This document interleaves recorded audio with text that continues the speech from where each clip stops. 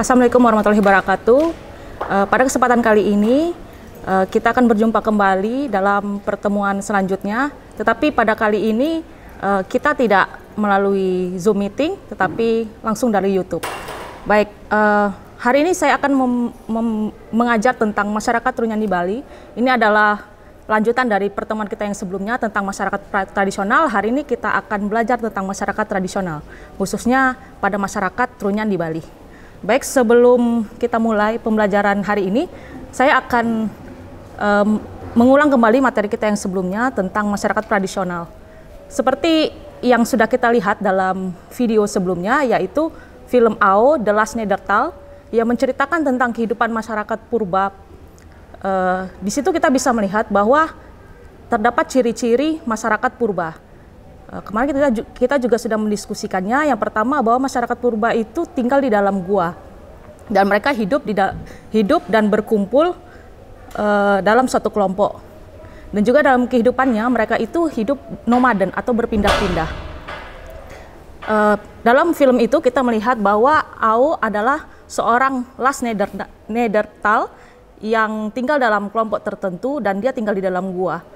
Dalam kehidupannya si Ao itu mencari makan dengan cara berburu dan meramu. Jadi dia mengumpulkan teman-temannya, satu kelompok laki-laki dari satu kelompok masyarakat Neanderthal, kemudian mereka berburu dengan membunuh hewan-hewan buas, seperti pada kasus itu adalah beruang. Jadi mereka membunuh beruang itu dan kemudian Ao mengambil bulunya untuk dijadikan sebagai penghangat atau sebagai baju.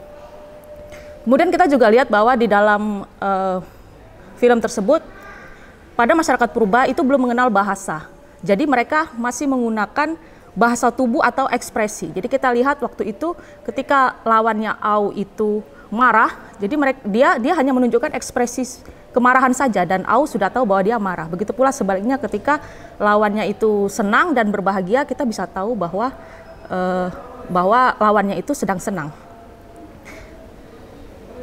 Kemudian kita juga bisa mengetahui bahwa teknologi masyarakat purba itu masih sangat sederhana ya. Jadi belum ada teknologi yang seperti zaman sekarang. Jadi kita bisa lihat bahwa kalau masyarakat industrial seperti kita ini, masyarakat yang modern, itu sudah menggunakan logam. Pada kasus manusia purba itu belum ada, jadi masih menggunakan alat yang sangat sederhana. Jadi kalau seperti kita sekarang, logam itu kan sangat penting karena kita bisa menggunakannya sebagai mata tombak, parang, pisau, atau kapak seperti itu. Kemudian di sana juga belum ada agama yang seperti kita anut seperti saat ini. Jadi belum ada agama monoteis atau politeis. Jadi agama di sana masih bersifat ritual. Jadi seperti yang dikatakan oleh Durkheim bahwa sebenarnya religion atau agama itu ketika seseorang masyarakat memiliki suatu belief atau percayaan dan ritual. Jadi dalam kasus film Ao kemarin kita bisa melihat dalam satu scan bahwa sudah ada ritual-ritual tertentu yang digunakan masyarakat purba untuk memuja roh leluhurnya. Jadi mereka menganggap bahwa roh leluhurnya adalah pelindung bagi mereka. Kemudian yang terakhir adalah kesenian. Kita bisa lihat bahwa ternyata dalam masyarakat purba itu sudah ada kesenian. Dalam satu scan di film tersebut, kita lihat bahwa ketika Ao menemukan alat musik dalam satu tubuh mayat yang sudah meninggal, kemudian dia ambil, kemudian digunakan bergantian dengan temannya. Dan di scan yang lain, ketika itu Ao pergi ke dalam gua dan dia mulai menggambarkan telapak tangannya di dalam gua-gua tersebut. Dan kita juga tahu bahwa ternyata sampai saat ini di dalam gua-gua itu juga ada ada penemuan telapak tangan atau gambar-gambar yang berisi tentang hewan buas atau sesuatu yang berkaitan dengan kehidupan mereka pada masa lalu. Baik, sekarang kita beralih kepada masyarakat Trunyan di Bali. Jadi sebelumnya saya ingin memperkenalkan dulu siapa itu masyarakat Trunyan dan di mana lokasinya. Jadi desa Trunyan itu merupakan desa kecil yang terletak di Kecamatan Kintamani, Kabupaten Bangli. Desa itu terletak terpencil dan terletak di sekitar Danau Batur. Jadi kalau misalnya kalian ingin pergi ke Desa Trunyan, kalian harus menggunakan kapal yang kira-kira sekitar 20 menit penyeberangan. Kemudian masyarakat Trunyan di Bali ini dikenal dengan masyarakat Bali Aga, tetapi pada dasarnya mereka tidak suka dikatakan sebagai Bali Aga. Bali Aga itu artinya Bali yang tinggal di pegunungan. Kenapa mereka tidak menyukainya? Karena Bali Aga itu memiliki konotasi yang negatif. Bali Aga dianggap sebagai Bali yang bodoh, karena Bali yang tinggal di pegunungan dianggap sebagai Bali yang bodoh. Jadi mereka lebih suka dikatakan sebagai Bali Mule atau Bali Turunan.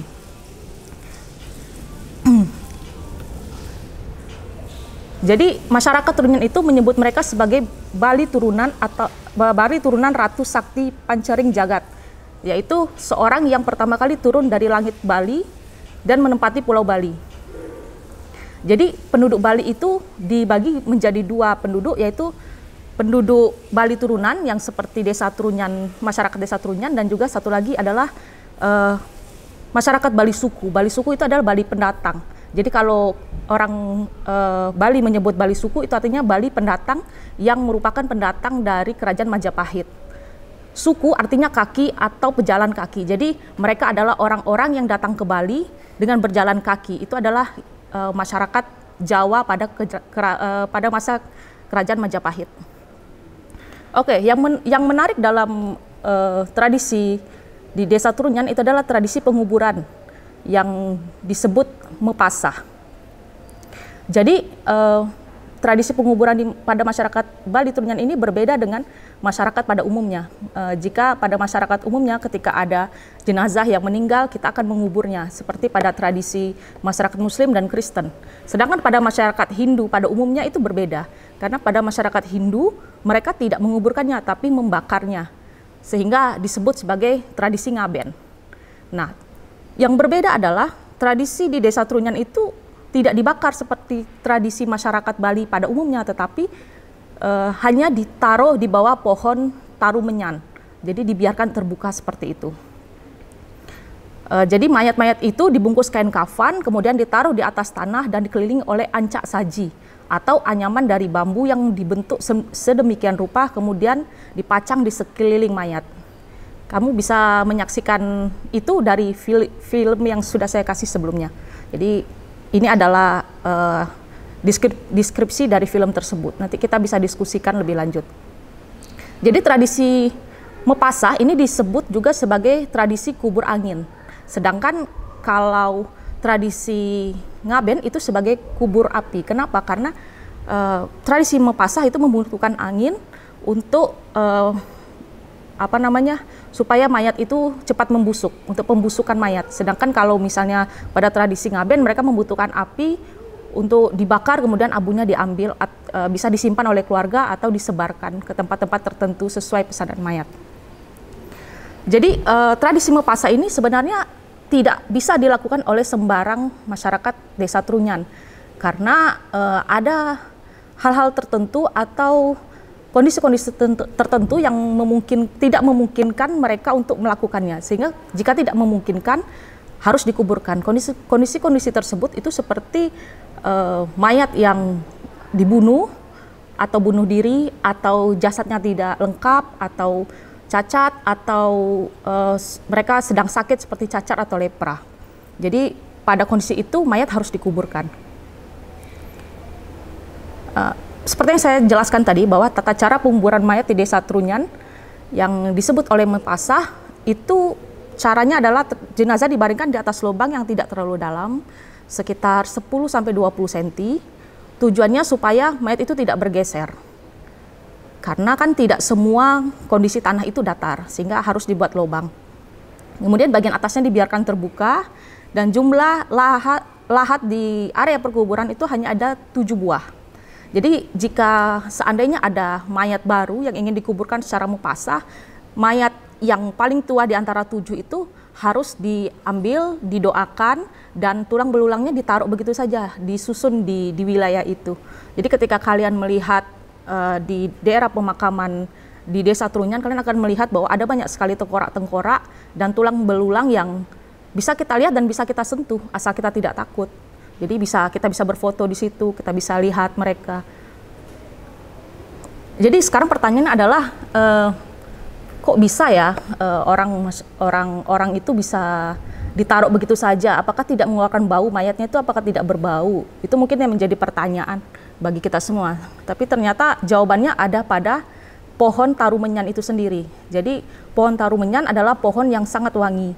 Jadi baunya itu bisa menyerap bau-bau dari mayat. Jadi pohon tarumenyan itu terletak adanya di wilayah desa Trunyan.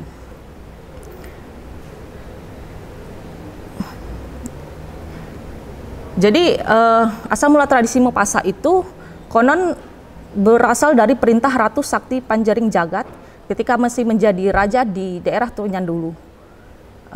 Beliau sengaja meniatkan untuk melakukan tradisi mepasa itu agar bau dari pohon baru menyan itu bisa ditutupi, karena bau yang sangat wangi itu akan mengundang pendatang atau lawan dari wilayah Jawa khususnya untuk datang ke Bali. Jadi untuk menutupi bau yang sangat harum sehingga mengundang orang-orang itu datang, mereka menaruh mayat di sekitar situ supaya bau dari mayat itu bisa diserap oleh pohon tarumenyan itu, dan juga wangi dari pohon tarumenyan itu bisa menutupi bau busuk mayat, seperti itu. Ternyata ada aturan dan larangan dari tradisi mepasa ini. Jadi mereka yang dimupasahkan adalah orang-orang yang meninggal telah berstatus berumah tangga atau masih bujangan, perawan, dan anak kecil yang sudah tanggal gigi susunya. Selain itu, proses kematian orang-orang ini juga harus wajar dan normal, bisa karena sakit atau karena sudah tua. Itu bisa dilakukan mupasah. Tapi seperti yang saya katakan tadi, jika orang-orang ini meninggal dengan kondisi-kondisi tertentu seperti bunuh diri, dibunuh, atau kondisi mayat tidak lengkap, itu harus dikuburkan, tidak boleh dilakukan mupasah.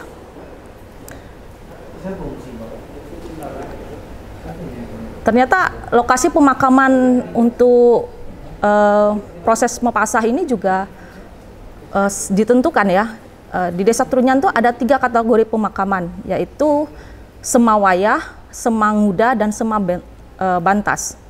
Kuburan yang utama dan dianggap suci itu adalah Semawayah. Jenazah yang bisa dikuburkan di sini adalah jenazah yang mayatnya dianggap utuh, tidak cacat, dan proses meninggalnya dianggap wajar, bukan dibunuh atau bunuh diri. Seorang yang meninggal secara wajar, jenazahnya akan ditutup dengan kain putih, disiapkan upacara, dan diletakkan tanpa dikubur di bawah pohon tarumenyan. Tradisi ini yang seperti yang kita jelaskan tadi bahwa dikenal sebagai tradisi mepasah. Seperti yang saya bilang tadi bahwa hanya ada 7 peta, jadi tidak boleh lebih dari 7 di wilayah Semawayah ini. Jadi kalau ada yang meninggal, mayat yang baru meninggal, ya harus digantikan dengan mayat yang sudah lama, seperti itu. Yang kedua adalah lokasi Semabantas. Tempat ini digunakan bagi orang-orang yang pemakamannya dilakukan secara kubur tanah. Jadi orang-orang yang bunuh diri tadi, yang dibunuh, yang mayatnya tidak utuh, itu harus dikubur di dalam tanah.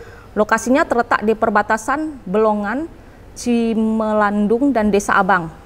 Namun kemudian pada perkembangannya wilayah ini ditambah menjadi di Desa Tempek Puseh di sebelah tenggara Desa Induk Trunyan. Di sana juga dibuat sebuah Semabantas baru. Yang ketiga adalah Semanguda. Tempat ini adalah pemakaman khusus bagi orang-orang yang berstatus belum menikah dan anak-anak yang giginya belum tanggal. Jadi pada Semanguda ini bisa dilakukan secara mepasah atau juga bisa dilakukan secara penguburan. Itu tergantung. Lokasi pemakamannya terbilang susah dicapai karena lokasinya itu di pantai yang curam dan berada di Desa Induk Belongan Trunyan dan lokasi kompleks makan Semawayah. Baik, begitu saja yang bisa saya sampaikan. Jadi nanti kalau misalnya ada yang mau didiskusikan, kita bisa lewat WA group atau misalnya kita bisa chatting aja untuk mendiskusikan selanjutnya. Jadi pada pertemuan selanjutnya saya akan membahas tentang masyarakat modern. Nanti kita akan pilih studinya di mana, jadi nanti kita akan bahas. Baik, begitu saja. Wassalamualaikum warahmatullahi wabarakatuh.